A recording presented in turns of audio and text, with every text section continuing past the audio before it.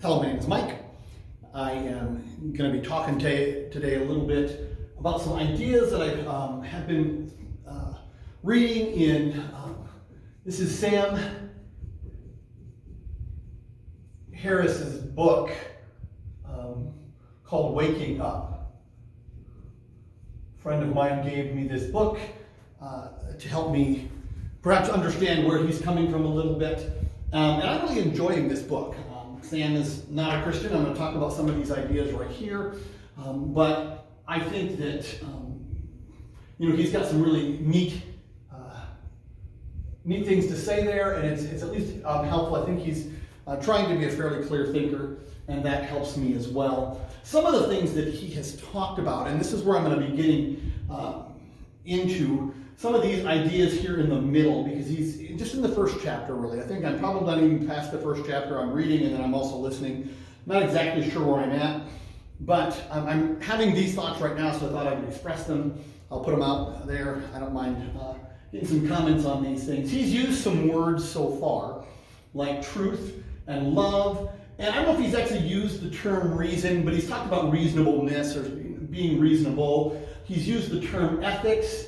He's used the term good. I think just a general category on some of these things, love and good and ethics is, something about morality or some system of understanding the good.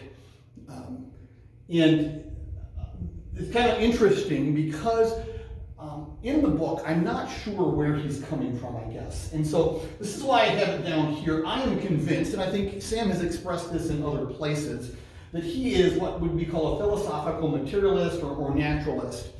And some people maybe define this as scientism now. But this basic premise here is that there is nothing outside the physical universe, the observable universe, or that nothing that we can actually count on, that we can use at least. And so we can't know about anything outside the physical universe. And so our life goal, and what he's talking about in this book, is really about how to live this life in a way that it is at least the good life experientially. What does it mean to live life in this way that you feel like you're living a good life personally, like a happy, joyful life? What gets you up in the morning, that sort of thing. And so, I think he even talks about, we'll talk about maybe in a bit, but maybe one of the primary questions that somebody coming from a perspective like this is, says, why shouldn't I commit suicide? One of the things he talks about. So what is the driving motivation for life?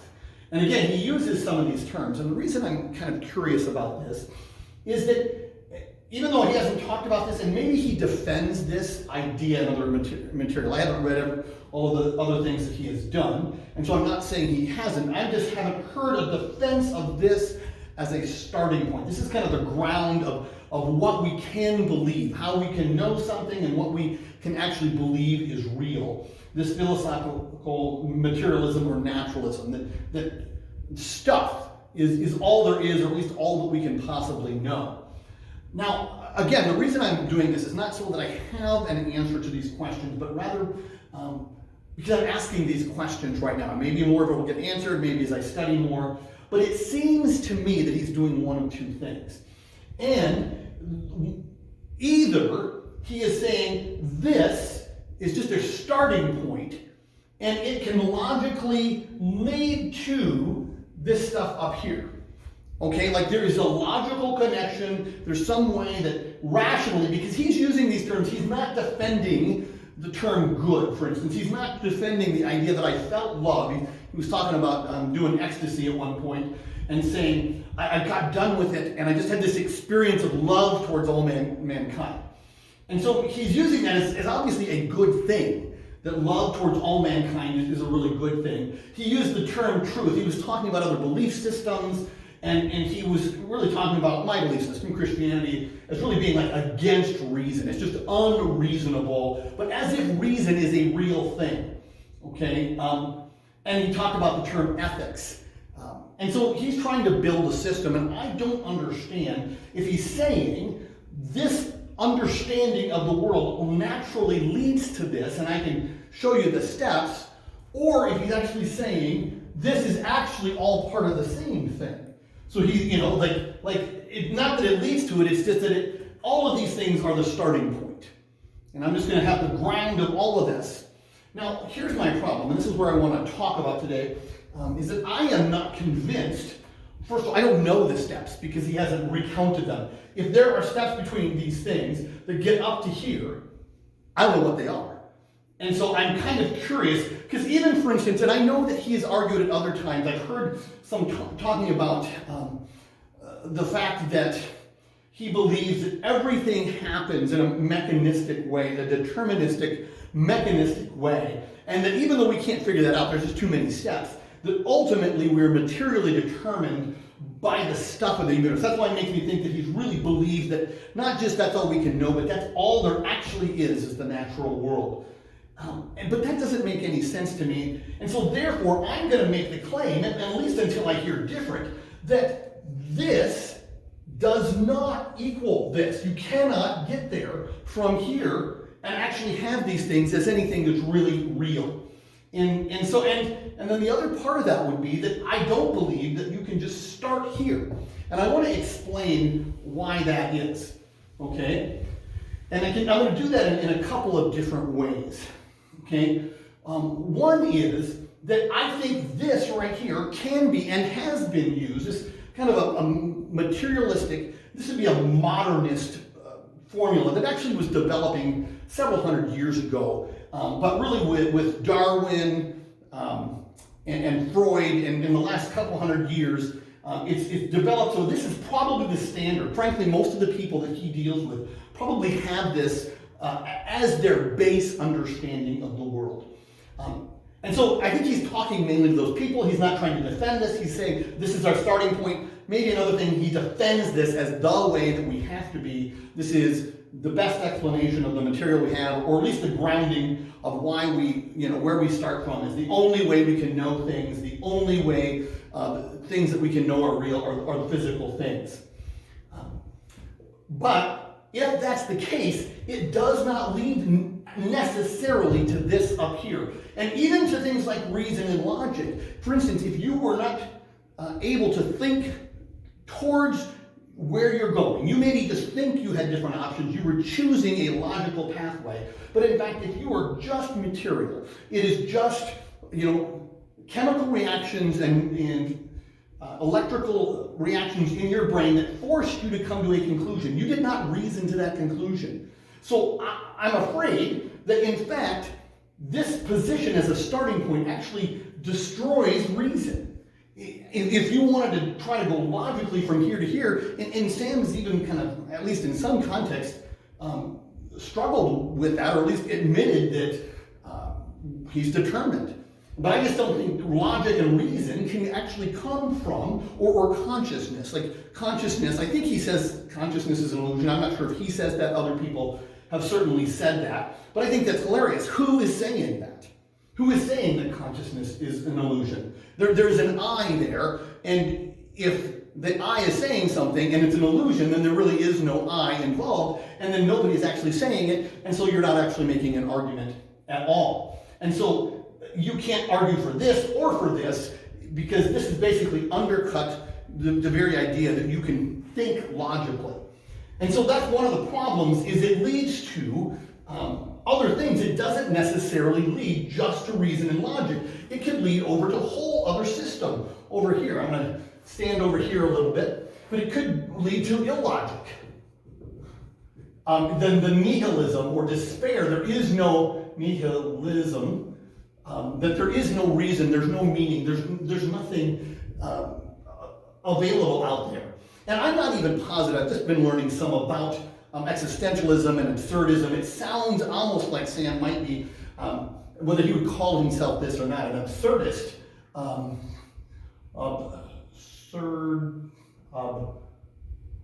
Absurdist. Okay? Okay, absurdist. There we go. I got it, I think. I don't have my spell checker, so it makes it a little harder. But that would be somebody who says, yeah, there is no meaning, we don't have anything. And it sounds almost like he's basically trying to build a system, maybe where Bertrand Russell started, that we just have to start with unyielding despair, and how do we get through the day? And that might be what he's coming up with. And it sounds to me like a little bit like there are just some mechanistic things that we can do to help us feel good about ourselves to get through the day. But that doesn't necessarily mean that you're going to be reasonable. You might come over here and come have a totally different system where you go, to get through the day, power is all there is. And it's law of the jungle. And this whole concept of love or caring for everybody is wrong. I don't care about anybody else. Why should I? This system can just as easily, and has, by the way, and is leading to that right now. A social Darwinism is certainly just as logical, just as much an outcome as anything up here flows from this. And so you could get to something that is, if you wanted to try to have some standard in your life, you could say you have a standard, but it doesn't necessarily flow from that, because other standards might come out of this as well. Either that suicidal pattern where nothing matters, or this, I'm getting as much as I can for me, power, law of the jungle. It's actually better for the world, for those of us who are strong to survive. And there are people, this is what Nietzsche was arguing, I think, basically trying to say, yeah, we've got to take over, we've got to have the strong create something new because we've killed God. So if you've ever, and on my channel there, I've actually quoted the parable of the madman, Nietzsche's parable of the madman, and that's kind of like we've got to create something ourselves, and it's got to be this strong man that comes up here. But this whole idea of good, or really what I think Sam is shooting for, is kind of a utilitarianism, but it's something that's similar in a lot of systems. That's the golden rule, that you ought to, that you'll feel better by treating others the way you want to be treated, but maybe not.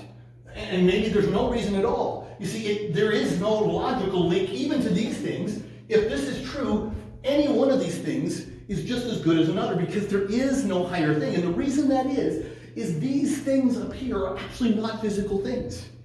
Truth, for instance, is a concept in the mind of a conscious being that we can get to, but it's not something that is real if the mind, if consciousness is an illusion, and if we're just determined. Goodness and morality is an obligation to other beings, but if we are just physical things, what obligation does one rock have to another rock? Ethics might be the thing. I choose to do these things. I choose these things. And so that's what happens. And there are a lot of people, for instance, and I think this is making a practical difference in our world, that are suicidal right now. And so when there is no good that they can live for, kind of the existentialist, I'm trying to figure out how I can be happy in the moment. But if I'm suffering too much, whatever that suffering looks like, I'm just going to commit suicide. And right now, all over the Western world, the fruit of this is actually taking root in our culture, and we have doctor-assisted suicide happening at pretty massive scales. Even I just was hearing about reports in Canada that something like 5% of all deaths of young people right now are assisted suicides. And it's not necessarily because they're physically ill. They're actually able to do this in some Western countries, some Western contexts, just because they're depressed. But this depression, you see, you might just be depressed. If you only are a physical being and basically an evolved animal, that's all you are, it doesn't mean that you have value. You may be loved, you may not be loved. This stuff is all arbitrary. There is no natural link from one to the other. And so therefore, he's trying to build a system to say, let me help you learn how to live. He's talked some about Buddhism, somewhat, which again has a lot more to do with practices than underlying beliefs. And it's going to help you live. And we're going to talk about why I don't think that would even work. Even if you were to convince people to go this direction, like in some Buddhist cultures, why it's actually not the best. But before I get there, I want to comment on something that I think the reason that Sam is right here is not because this system leads him to a golden rule morality. What he thinks of as good and even reason and logic doesn't flow from philosophical naturalism. It actually flows from the Christian worldview. And this basically says, there's a creator who made things good, and he made things logical. There is a way things ought to be, okay, and that's called telos, or an end to things. They have a purpose to them, okay? And so one of the reasons that we in the West think this way is this is a logical connection right here. It equals, or it flows from this worldview. Reason makes sense in a world where a powerful mind created the universe, and the laws of the universe are reasonable, and we can expect this. And I've had a conversation with my friend. I want to read a book by a fellow named, I think it's Thomas Hardy is his name, and he's written a book about how the Christian worldview changed the world. Pagans didn't believe in a reasonable or logical world necessarily. They didn't believe that you should take care of the poor and those who are downtrodden.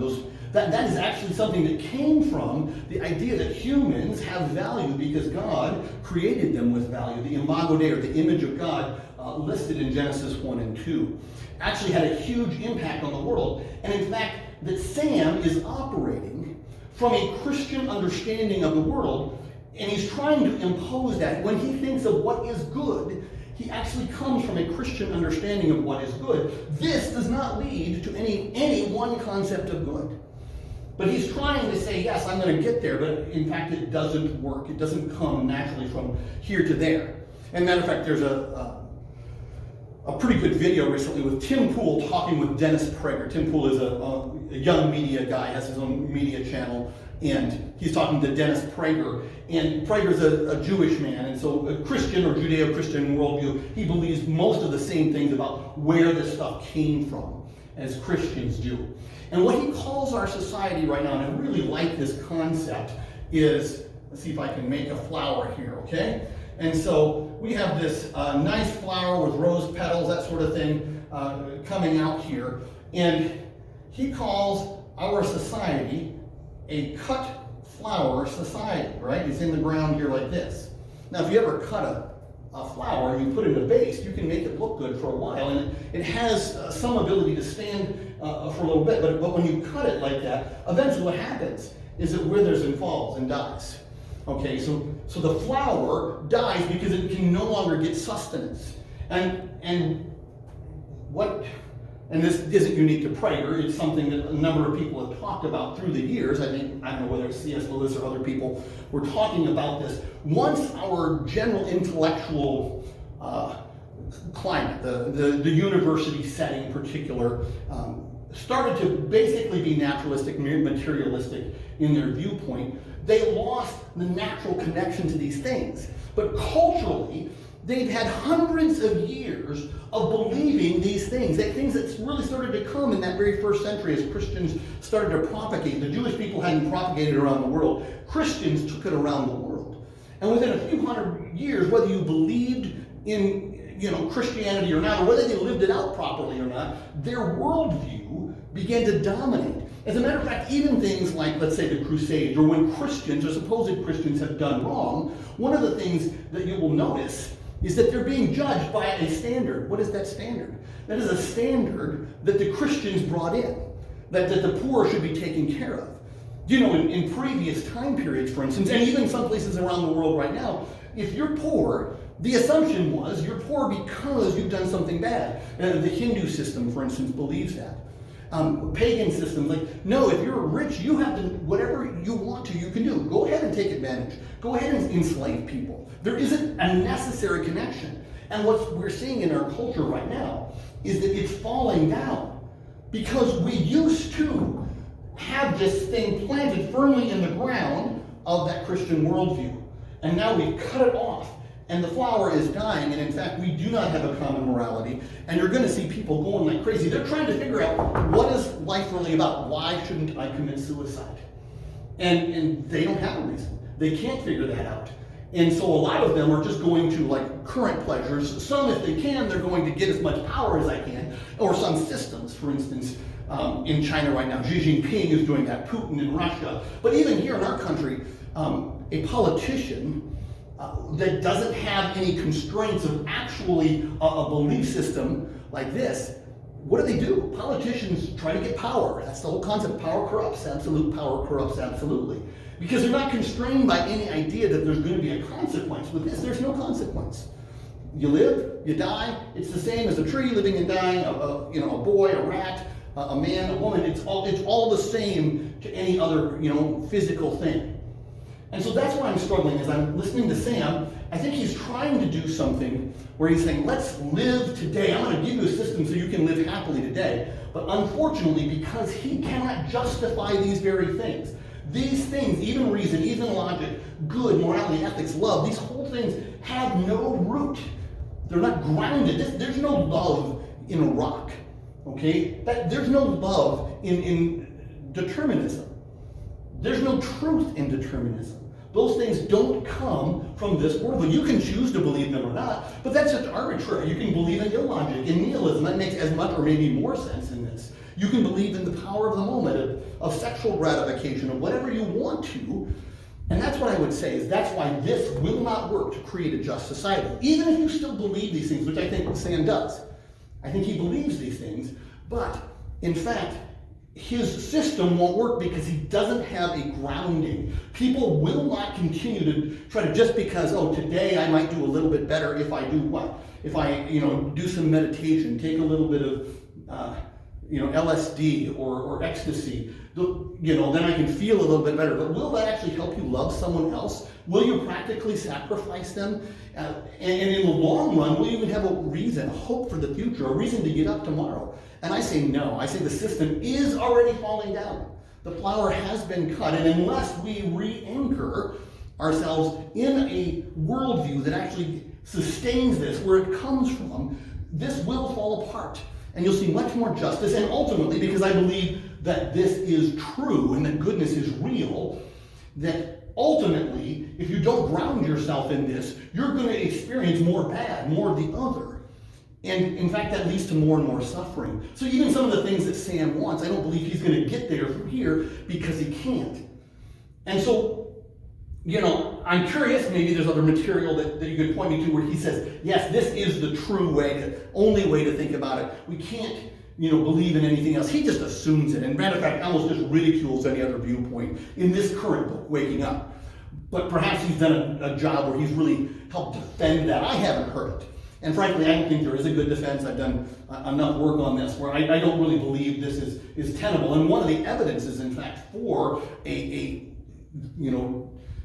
least theistic understanding of the world is that these things seem to be true. Sam wants to believe that there is such a thing as good, that we should be loving towards other people. There's something innate in that, but his system can't justify it. So even the very fact that his own desire is that way, I also think that the world is better. I know this is a huge conflict, but again, I would challenge you to go back before Christianity or go to systems outside of Christianity and say, do they even have the same concepts of good that you have? Where did your concept of good and your concept that people deserve equality? The American system referred to these truths as self-evident. Well, they're not really self-evident everywhere. They were self-evident in the sense that we wanted to make them self-evident, that these came out of a specific tradition, but in fact these truths about rights of individuals are not universal. If you come from other worldviews, pagan worldviews, or a totally secular materialist worldview, that's not true. There either is no truth, or perhaps the truth is that my group is better than your group and I should knock you down. And so I would challenge you to go and be skeptical of your skepticism. Can this lead to this? Or at least be honest and say, hey, I might choose this. But the truth is, I might choose this, and eventually, and I'm afraid of this for my friends who aren't Christians and who kind of hold this worldview, I'm afraid they don't have any hope. And when life gets too tough, they're going to choose suicide rather than choosing to get up the next day and to keep going on in the middle of hardship. Because the truth is, as much as I don't think we should be aiming towards hardship, hardship does come, and how can we be happy in the middle of hardship? And not just happy ourselves, but how can then we sacrifice, maybe even go into hardship for the sake of someone else? What would drive you to do that? And I believe I have an answer. I believe there's an answer in the person of Jesus, that he actually showed that example. And if you go look at his life, he is like the ultimate exemplar of somebody who suffered for the sake of other people and then encouraged his followers to do the same, to actually make the world a better place, because he had an understanding of better that really meant I care about other people. That love that Sam felt for everybody actually is real, and his name is Jesus. So that's what I have to say today.